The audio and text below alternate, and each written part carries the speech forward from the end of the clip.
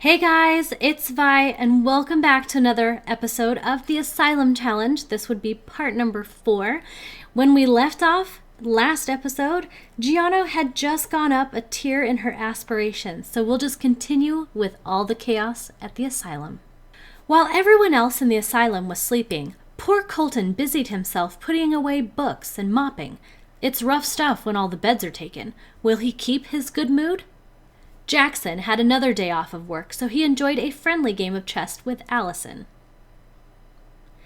Later on, when he was feeling very mischievous, he pulled a prank on Yasmin. Jackson sure wasn't expecting this reaction, so he didn't quite know what to do when Yasmin became flirty. They were both seeing hearts and stars. The pair slunk off into the game room. Jackson expressed his reservations about being in a relationship. Was something really brewing between the two of them? Or was this just a bit of afternoon fun? Bailey played hooky from work. She felt like she really needed a break. Plus, she was so close to beating her high score on her favorite game. So why not work on that? Even though she knew this would happen, Gianna was still pretty pleased with having purchased the dishwasher. The asylum was considerably cleaner. Jackson didn't mind when Gianna did repairs. It provided him with fodder for stomping and playing. Gianna had been browsing DIY websites and learned how to reinforce the fridge door. Hopefully, it would be a little less likely to break. With the amount of broken objects piling up, she sure wouldn't mind. When most of the residents were heading upstairs to bed, Colton was drawn to a bright flash of light outside, so he stepped out to investigate. The minute he stepped outside, he heard an ominous sound, and when he looked up, a flying object. Before he knew what was happening, Colton was being levitated by a light beam. In a whoosh, he vanished. And just like that, he was back and being deposited on the front steps of the asylum. Aside from being a bit dazed, Colton was no worse for wear. Frank had started a regimen of 1 tall glass of orange juice first thing each morning. He was determined to keep an illness at bay. Man, Colton was angry when he learned that Frank had been an alien all along, right under his nose. How had he missed the signs all this time?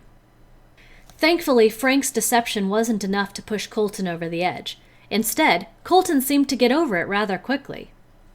Frank left Colton in his dazed stupor and decided to keep Yasmin company. Colton got in some much-needed rest. When he woke mid-afternoon, just about everyone in the asylum had already gone off to work, and Colton was starving. Deciding to cook up some grilled cheese sandwiches, he got started. When his shirt sleeve caught fire, he panicked. Before he knew it, the fire had spread to the floor, and the flames were leaping across to the counters behind him, surrounding him completely in a ring of fire. Julian, who had just walked into the kitchen, took one look at the flames and hightailed it out the front of the asylum. He thought Colton would be right behind him. Colton realized way too late that shaking his arm had just fanned the flames. It was too late to run. Unfortunately, we lost a resident today, folks. Colton is no longer with us. Grim came and collected Colton's soul. Frank had been on his way out to leave for work when the whole ordeal happened. He was so flustered he didn't get to work. Instead, he had a conversation out front with Grim himself. By the time Gianna came home, the fire had raged out of control, destroying the stove, the fridge, and almost all of the counters. Gianna raced into the burning kitchen, grabbed the extinguisher, and proceeded to douse the flames. Honestly, why hadn't anyone else done this already? Gianna thought she had extinguished it all when a spark hit the corner counter and flames flared up once again. She stopped them from continuing, thank goodness. She raced to the back porch where more flames had spread. Thank goodness she got there before even more was lost.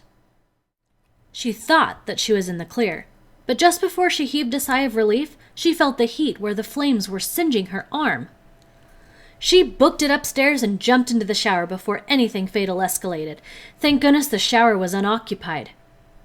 When Gianna called the insurance company, they gave the asylum 1,413 simoleons for the damages. They were able to replace a bit, but the residents would have to pool their funds together to erase all signs of the fire.